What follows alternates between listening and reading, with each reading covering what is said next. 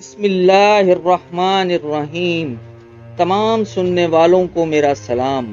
واقعہ کربلا تاریخ اسلام کا وہ دردناک واقعہ ہے جو قیامت تک نہیں بھلایا جا سکتا، جس میں نواسۂ رسول حضرت امام حسین رضی اللہ تعالی عنہ شہید کر دیے گئے تھے۔ یزید خلافت کی مسند پر براجمان ہو چکا تھا اور اس کے لیے سب سے زیادہ خطرہ اللہ اور اس کے رسول صلی اللہ علیہ وآلہ وسلم اور دین اسلام پر ڈٹ جانے والے نواسۂ رسول حضرت امام حسین رضی اللہ تعالی عنہ تھے، جنہوں نے اپنے نانا کے حق پر مر مٹنے اور اسے بچانے کی قسم کھا رکھی تھی۔ یزید سمجھ رہا تھا کہ والد اور بھائی کی شہادت کے بعد حضرت امام حسین رضی اللہ تعالی عنہ کمزور ہو چکے ہیں۔ اس نے سوچا اپنی طاقت کو مزید بڑھانے اور حکومت کو مضبوط کرنے کے لیے حضرت امام حسین کو راستے سے ہٹانا فائدہ مند ہوگا، لیکن اسے شاید معلوم نہیں تھا کہ سردار جنت کے لیے دنیاوی خلافت کوئی معنی نہیں رکھتی۔ کوفہ والوں کے ہزاروں خطوط حضرت امام حسین کو موصول ہوئے، جن میں یزید اور ان کے ساتھیوں کے مظالم بیان کیے گئے تھے اور دین اسلام کو درپیش خطرات سے آگاہ کیا جاتا تھا۔ ایک اطلاع آپ کو یہ بھی ملی کہ شراب نوشی عام ہو چکی ہے۔ اپنے والد امیر المومنین حضرت علی ابن ابی طالب کی جائے شہادت پر جانے اور اپنے لوگوں کی رہنمائی کے لیے آپ نے مدینہ سے کوفہ جانے کا فیصلہ کیا۔ چنانچہ 28 رجب سن 60 ہجری کو آپ نے اپنے 72 ساتھیوں کے ساتھ مدینے سے کوفہ کی جانب روانہ ہوئے۔ براستہ مکہ آپ امام حسین اپنے 18 اہل بیت اور 50 اصحاب کے ساتھ کربلا پہنچے۔ 8 ذی الحجہ کو آپ کوفہ والوں کی عہد شکنی کا اندازہ اس وقت ہو چکا تھا جب آپ نے اپنے چچا زاد بھائی مسلم بن عقیل کی شہادت کی خبر سنی، لیکن آپ نے اپنے سفر کو جاری رکھا۔ شاید آپ اپنے نانا حضرت محمد کی اس پیشن گوئی کا انتظار کر رہے تھے جس کا ذکر حضرت محمد صلی اللہ علیہ وآلہ وسلم نے اپنی زوجہ ام المومنین حضرت ام سلمہ رضی اللہ تعالی عنہ سے کیا تھا۔ بخاری شریف کی روایات کے مطابق آپ نے ام سلمہ کو مٹی دی اور کہا تھا، یہ کربلا کی مٹی ہے، جب یہ مٹی لال ہو جائے تو سمجھ لینا کہ میرے جگر کا ٹکڑا حسین ابن علی رضی اللہ تعالی عنہ شہید کر دیا گیا ہے۔ حضرت حسین رضی اللہ تعالی عنہ اپنے اہل بیت کے ہمراہ 2 محرم الحرام سن 61 ہجری کو کربلا پہنچے۔ بعض روایات میں آتا ہے کہ جب آپ کی سواری کربلا کے ریگستان میں پہنچی تو آپ کے گھوڑے پر ایک عجیب سی کیفیت طاری تھی، جیسے وہ آپ کو یہاں سے لے کر کہیں دور جانا چاہتا ہو۔ آپ نے پوچھا کہ یہ کون سی جگہ ہے، تو آپ کو بتایا گیا کہ یہ زمین کربلا ہے۔ آپ نے ارشاد فرمایا، قافلے کو یہیں روک دیا جائے، ہم یہیں پر قیام کریں گے۔ اصحاب نے آپ کے حکم کی تعمیل کی اور کربلا کے میدان میں خیمے لگا دیے گئے۔ آپ نے آسمان کی طرف دیکھ کر اللہ سے دعا کی، اے میرے پروردگار، میرے نانا کے دین کی حفاظت فرما اور اسے زندہ اور آباد رکھ۔ آپ کو اطلاع مل چکی تھی کہ آپ کے چچا زاد بھائی حضرت مسلم بن عقیل، جن کو آپ نے اپنا سفیر بنا کر کوفے بھیجا تھا، وہاں کے حالات معلوم کر کے آپ کو خبر دیں، ان کو نہایت بے دردی کے ساتھ شہید کر دیا گیا ہے۔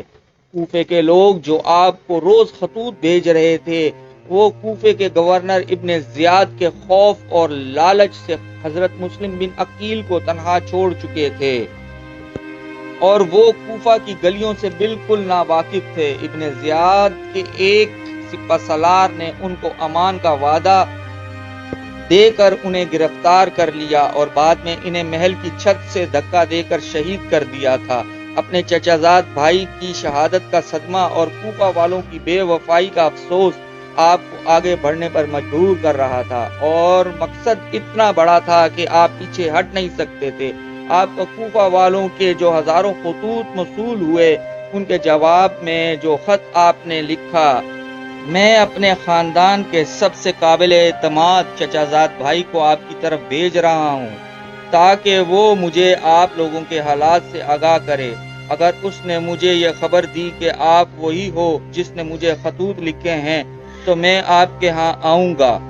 امام صرف وہ ہے جو کتاب خدا پر عمل پیرا ہو، عدل قائم کرے اور دین حق پر یقین رکھتا ہو۔ لیکن افسوس، سفیر امام حسین جناب مسلم بن عقیل کو شہید کر دیا گیا تھا۔ خیمے لگ چکے تھے اور ترتیب کچھ یوں تھی اور سب سے پہلے آگے خیمہ حضرت عباس علمدار کا تھا۔ حضرت عباس وہ ہیں جنہوں نے رہتی دنیا تک لفظ وفا کو امر کر دیا تھا۔ حضرت عباس وہ شہید ہیں جو غازی کہلاتے ہیں۔ حضرت عباس مولا علی کی دوسری بیوی حضرت ام البنین کے فرزند ہیں۔ حضرت عباس کربلا کے میدان میں حضرت امام حسین کے لشکر کے علمدار تھے۔ یزیدی فوج 3 محرم الحرام کو امام حسین کے راستے میں پڑاؤ ڈال چکی تھی۔ حالات کشیدگی کی طرف جا رہے تھے۔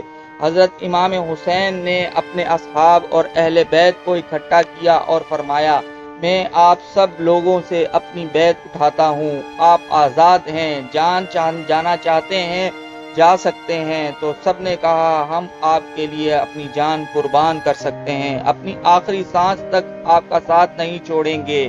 یزید کی بیعت کا مطلب تھا کہ اس کے تمام اقدامات کی توثیق کر دی جائے جس کا دین اسلام متحمل نہیں ہو سکتا تھا۔ لہٰذا آپ کے پاس 2 راستے تھے، یا واپس چلے جائیں یا حق پر ڈٹے رہیں، جنگ لڑیں۔ لیکن معلوم ہوا کہ واپسی کا راستہ یزید کی فوج بند کر چکی ہے۔ اب یہاں جنگ تھی یا یزید کے ہاتھ پر بیعت۔ ابن زیاد قاضی کوفہ سے باغی کہلوا کر قتل کا فتویٰ لے چکا تھا اور اس نے مزید فوج کربلا روانہ کر دی تھی تاکہ یزید کی پذیرائی حاصل کر سکے۔ روایات کے مطابق حضرت امام حسین کے 72 افراد کے مقابلے میں ابن زیاد 4 محرم الحرام کو ایک بہت بڑی فوج کا لشکر لے کر کوفہ سے روانہ ہو گیا۔ حضرت امام حسین کے ساتھ یزیدی فوج کے مذاکرات جاری تھے۔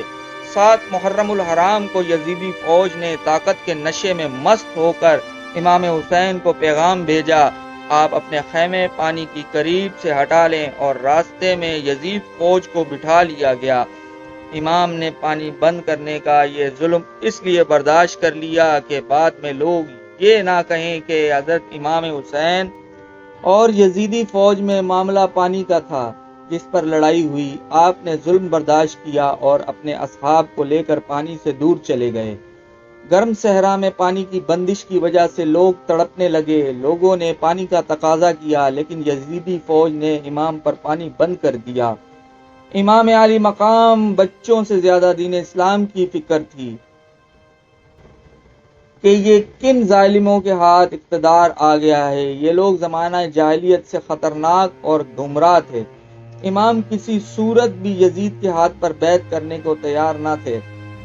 امام نے فرمایا، ہمارا راستہ چھوڑ دو، کوفہ یا کہیں اور چلے جانے دو۔ لیکن یزیدی فوج کسی خونخوار جانور کی طرح طاقت کے نشے میں چور تھی۔ یزیدی فوج کے سپہ سالار عمر سعد لعین نے کہا، 2 ہی راستے ہیں، یا بیعت کر لیں یا جنگ کے لیے تیار ہو جائیں۔ 9 محرم الحرام کو شمر یزیدی فوج کے ساتھ کربلا کے میدان میں داخل ہوا۔ بعض روایات کے مطابق یزیدی فوج میں مزید جنگجو شامل کر دیے گئے تھے۔ شمر نے آتے ہی اپنی عیاری اور مکاری کا استعمال کرنا چاہا۔ اس نے حضرت عباس اور ان کے بھائیوں کے نام امان نامہ بھیجا کہ آپ لوگ امام کا ساتھ چھوڑ کر الگ ہو جائیں تو آپ کو کچھ نہیں کہا جائے گا۔ شمر نے کہا، آپ کی والدہ میرے قبیلے سے ہے، اس رشتے سے میں آپ کا ماموں لگتا ہوں، لہٰذا آپ کو اور آپ کے بھائیوں سمیت امان دیتا ہوں، لہٰذا جہاں جانا چاہتے ہو جا سکتے ہو۔ حضرت عباس جن کا نام ہی وفا کا پیکر ہے، وہ کہاں ایسی باتوں میں آ کر اپنے بھائی حضرت امام حسین رضی اللہ تعالی عنہ کو چھوڑنے والے تھے۔ حضرت عباس کی ماں کا ذکر آیا تو حضرت عباس نے کہا، او ملعون، اپنی ناپاک زبان سے میری ماں کا نام نہیں لے، انہی کی تربیت اور حکم سے آج میں یہاں ہوں۔ 9 محرم الحرام کو امام حسین یقین ہو گیا کہ یزیدی فوج آپ کا خون بہانے کے در پر تھے۔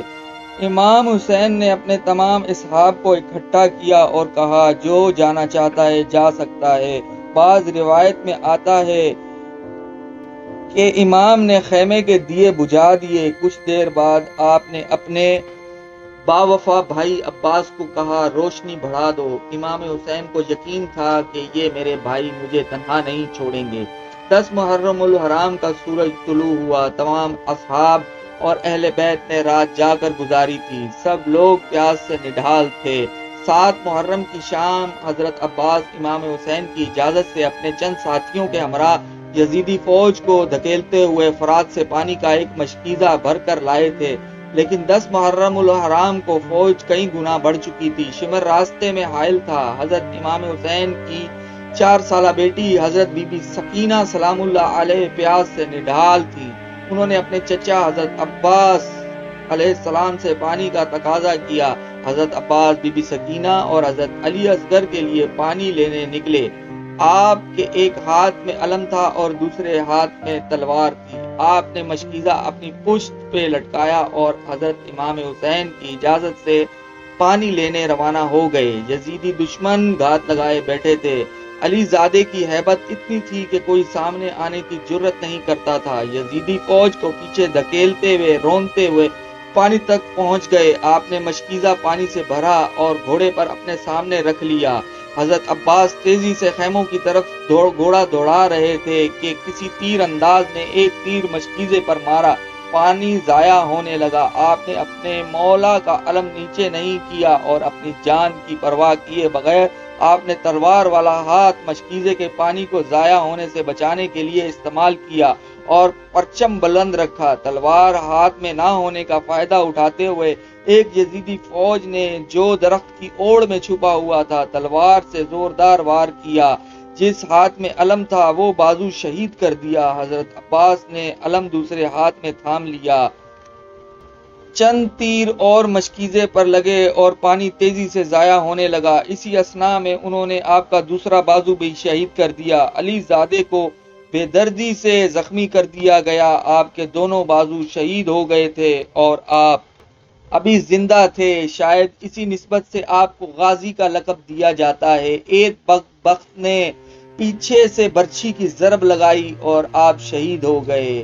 ایک ایک کر کے تمام جان نثار آپ پر جان قربان کر رہے تھے۔ حضرت امام حسین رضی اللہ تعالیٰ عنہ آخر تک ان کو یہی ترتیب دیتے رہے، اے ظالموں کیوں اپنے لیے جہنم خریدتے ہو۔ امام کی ایک نہ مانی گئی۔ ایک ایک کر کے آپ کے سب ساتھیوں کو شہید کر دیا گیا۔ بالآخر آپ میدان میں اترے اور یزیدی فوج کی صفیں الٹ دی۔ نواسۂ رسول قہر بن کر یزیدی فوج پر ٹوٹ پڑے۔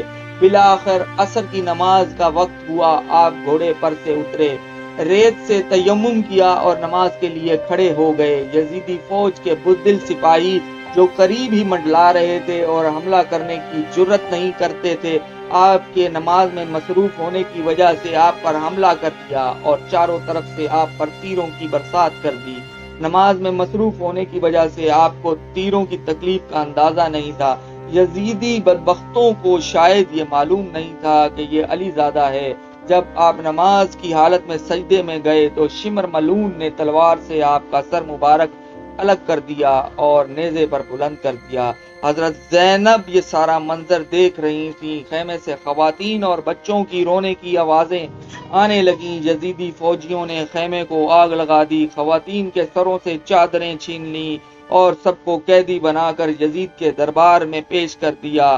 اس کے بعد کے حالات انشاءاللہ اگلی ویڈیو میں بیان ہوں گے، جب آپ کا اور میرا اللہ اور حامی و ناصر ہو۔